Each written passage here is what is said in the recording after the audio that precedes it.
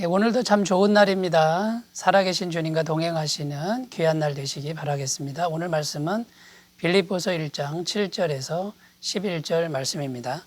내가 너희 무리를 위하여 이와 같이 생각하는 것이 마땅하니 이는 너희가 내 마음에 있음이며 나의 매임과 복음을 변명함과 확정함에 너희가 다 나와 함께 은혜에 참여한 자가 됨이라. 내가 예수 그리스도의 심장으로 너희 무리를 얼마나 사모하는지 하나님이 내 증인이시니라.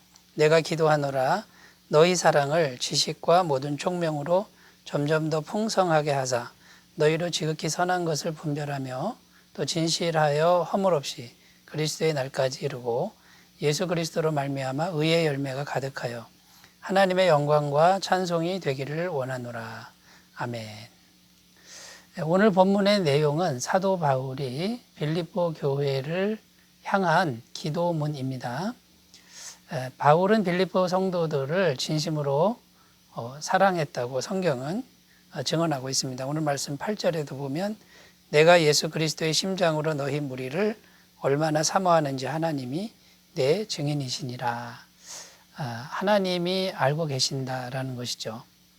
그래서 기도하고 있는데 오늘 기도문에도 그 사랑의 마음이 잘 녹아 있다라는 것입니다. 자, 그렇다면 진심으로 사랑하는 사람들을 위한 기도는 이제 어떤 것인가? 이런 주제에 대한 정보를 이제 우리에게 주고 있는데요.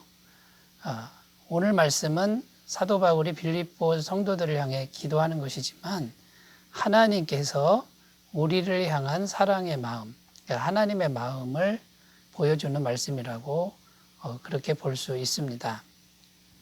자, 그래서 사도 바울이 빌립보 교회 성도들이 이렇게 아름답게 변화되었으면 좋겠다라고 기도하고 있는데 오늘날 우리들도 이렇게 변화되면 좋겠다라고 하는 하나님의 마음, 하나님의 심정을 받는 그런 귀한 시간이 되셨으면 좋겠습니다. 자, 첫 번째, 사랑하는 사람들을 위한 기도. 첫 번째는 사랑이 풍성한 사람들이 되기를 기도했다라는 것입니다. 9절 말씀, 내가 기도하노라 너희 사랑을 지식과 모든 총명으로 점점 더 풍성하게 하사. 여기 보면은 사랑이 점점 더 풍성하게 하사 이렇게 기도하고 있죠. 정말 사랑하는 사람들을 위한 첫 번째 기도는 사랑이 풍성한 사람들이 되기를 빈다라는 것입니다. 자, 무엇보다 사랑이 중요하다. 이것을 지금 말씀하고 있는 거죠. 왜 사랑이 중요한 것일까요? 하나님은 사랑이시다라고 성경은 증언하고 있습니다. 사랑이 100%인 분이죠. 사랑으로 충만한 분이기 때문에 정말 사랑하는 사람들은 사랑이 풍성한 사람들이 되어야 한다라는 것입니다. 그러므로 교회는 무엇보다도 사랑이 풍성한 교회가 제일 좋은 교회다라는 것이고 하나님이 그런 교회를 정말 사랑하신다라는 것이죠. 교회의 기준을 어떤 사람들은 물질이나 또 교인 수가 몇 명이냐 또 시설이 얼마나 좋으냐 이런 것으로 평가하는 사람들이 있는데 이제 그런 평가 기준은 바람직하지 않다라는 것이죠. 자, 그런데 성경은 안타깝게도 말세가 될수록 사람들의 사랑이 점점 식어진다고 증언하고 있습니다. 마태복음 24장 12절 말씀에 보면 불법이 성함으로 많은 사람의 사랑이 식어지리라.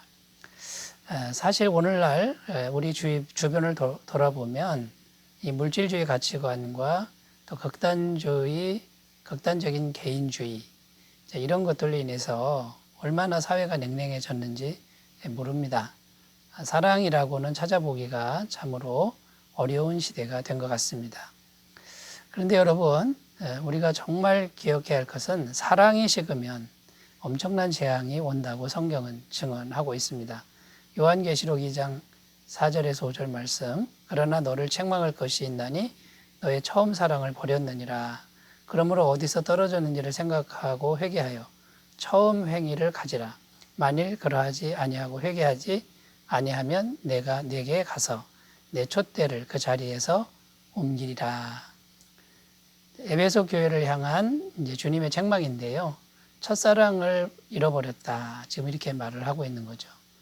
만약 다시 찾지 못하면 촛대를 옮기겠다. 이 말은 교회가 사라지도록 그렇게 하겠다라는 그런 의미가 됩니다. 자, 여러분, 그러므로 이 사랑이 정말 중요하다라는 것을 우리가 꼭 기억하셨으면 좋겠고요. 자, 그러면 점점 더 사랑이 풍성해져야 하는데 두 가지가 필요하다고 오늘 9절에도 말씀하죠. 하나는 지식이고 하나는 총명입니다.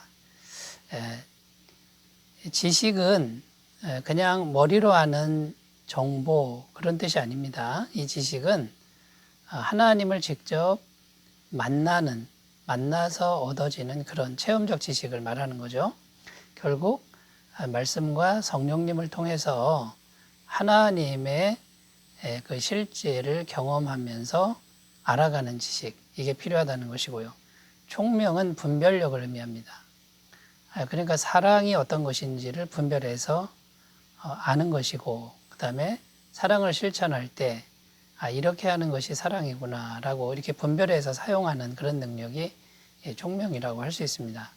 그러니까 지식과 총명 둘 다 살아계신 하나님과 직접적인 만남을 통해서 성령님의 교통함을 통해서만 가능하다라는 겁니다. 그러니까 지식적인, 머리로만 아는 지식적인 그 사랑으로는 부족하고요. 성령님의 임재가 꼭 있어서 살아계신 하나님의 그 사랑을 우리가 체험적으로 알아가는 그런 사랑의 경험이 필요하다라는 것입니다. 그러므로 여러분, 사랑이 풍성한 사람들이 되게 하여 주옵소서 이렇게 기도할 때 무엇이 포함되어 있습니까? 날마다 말씀과 성령으로 하나님을 만나는 삶이 되기를 원합니다. 이런 의미가 함께 있다는 것을 기억하셨으면 좋겠습니다. 자, 하나님은 우리를 향해서 사랑이 풍성한 사람이 되라고 지금 말씀하고 있습니다. 그 길을 힘차게 걸어가셨으면 좋겠습니다. 자, 두 번째, 사랑하는 사람들을 위한 기도. 두 번째는 주님 앞에서 허물이 없는 사람들이 되길 기도합니다. 이런 뜻입니다.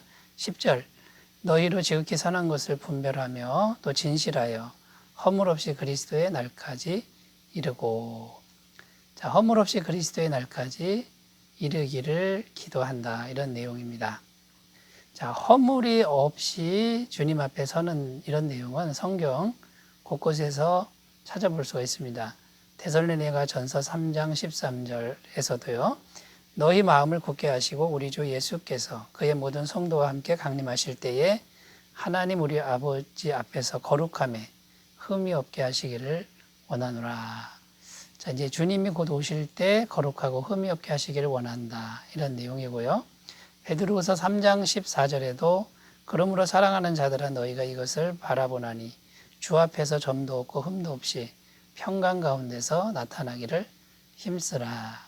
자, 주님이 곧 오시는데 주 앞에서 점도 없고 흠도 없는 모습으로 보여지기를 힘써라. 이렇게 지금 권면하고 있는 것입니다. 자, 주님께서 오시는데 그 주님은 100% 거룩하신 분이죠. 점도 없고 흠도 없는 그 주님을 우리가 만나야 됩니다. 자, 그러면 우리가 이 땅에 사는 동안에 주님 닮은 모습이 되도록 최선을 다해서 노력을 해야 되겠지요.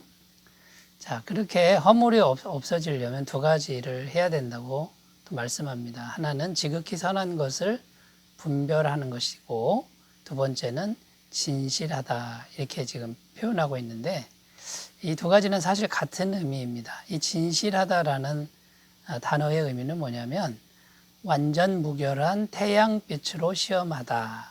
자, 이런 의미가 있습니다. 어두운 데서 보면 허물이 잘 안 보이죠. 그런데 완벽한 태양빛 아래에 가서 이제 조사를 받는 겁니다. 시험해 보는 겁니다. 그럼 너무나 밝으니까 작은 점, 작은 흠이 다 보인다라는 거죠. 그러니까 이 완전 무결한 태양빛은 무엇을 의미하겠습니까? 완전 무결한 하나님을 의미하는 거죠. 그러니까 날마다 태양빛 같은 하나님 앞에서 또 다른 말로는 완전 무결한 하나님의 말씀에 비추어서 점과 흠을 찾아보라. 그리고 작은 것이라도 보이면 이제 그것을 이제 씻어버리고 제거해버리려고 노력하는 삶을 열심히 살아야 된다. 이것을 지금 말씀해 주고 있는 것입니다. 여러분, 근데 이렇게 점과 흠이 우리에게 많지 않습니까? 눈만 뜨면 우리 마음속에서 그런 것들이 올라오는데 우리 힘으로는 이것을 해결할 수가 없다라는 것이죠. 그러면 우리가 어떻게 해야 됩니까? 매일 주님과 교통하고 교제함으로 성령님의 능력으로 이 점과 흠을 해결하고 제거해 나가는 그런 삶이 필요하다라는 것입니다. 그러니까 여러분, 이 두 번째 기도 내용도 결국은 살아계신 주님과 날마다 만나야만 가능한 기도 제목이라는 것을 유념하셨으면 좋겠습니다. 자, 세 번째입니다. 세 번째, 사랑하는 사람들을 위한 기도. 세 번째는 의의 열매가 가득해지는 사람들이 되게 하옵소서. 이제 이런 기도입니다. 11절입니다. 예수 그리스도로 말미암아 의의 열매가 가득하여 하나님의 영광과 찬송이 되기를 원하노라.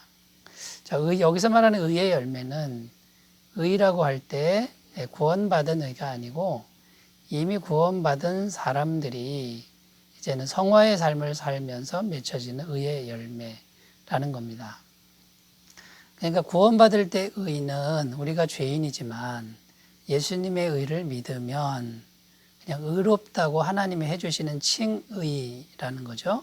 그런데 여기서 말하는 의의 열매는 이제는 성령의 열매 같은 겁니다. 오직 성령의 열매는 사랑과 희락과 화평과 오래 참음과 자비와 양성과 충성과 온유와 절제니 이 같은 것을 금지할 법이 없느니라. 하나님의 성품의 열매죠.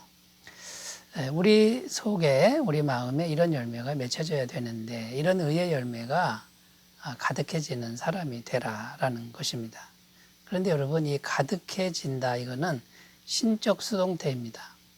그러니까 결국 하나님에 의해서 열매를 맺어가는 것이죠. 내가 스스로 혼자서 노력해서 맺을 수 있는 열매는 아니라는 겁니다. 그러니까 구원받은 의, 곧 칭의, 날마다 의롭다고 해주시는 그 의에서부터 계속해서 그 의를 우리가 날마다 받아들일 때 이제 그 의가 계속 공급이 되죠. 그러면 이제 그 의를 힘입어서 이제 성령의 열매 같은 성화의 의, 날마다 거룩해지고 성령의 열매를 맺는 이제 그런 의의 열매가 주렁주렁 열리게 된다라는 것입니다. 그래서 우리가 날마다 해야 될 일은 주님과 역시 교통하셔야 된다라는 겁니다. 요한복음 15장 5절, 나는 포도나무여 너희는 가지라. 그가 내 안에 내가 그 안에 거하면 사람이 열매를 많이 맺나니 나를 떠나서는 너희가 아무것도 할 수 없음이라. 이렇게 말씀하고 있습니다. 여러분, 이 세 가지 기도 모두 하나님과 연결돼서 날마다 말씀과 성령으로 교통하는 가운데 맺어지는 귀한 축복이라는 것을 기억하시고 주님의 마음을 시원케 해드리는 그런 삶이 되셨으면 좋겠습니다. 기도합니다. 하나님 아버지, 바울은 사랑하는 사람들을 위해 기도하고 있습니다. 우리도 기도하게 하시고 우리도 기도한 대로 되게 하여 주옵소서. 예수님의 이름으로 기도드립니다. 아멘. 주님 사랑이 충만하시기 바라겠습니다. 감사합니다.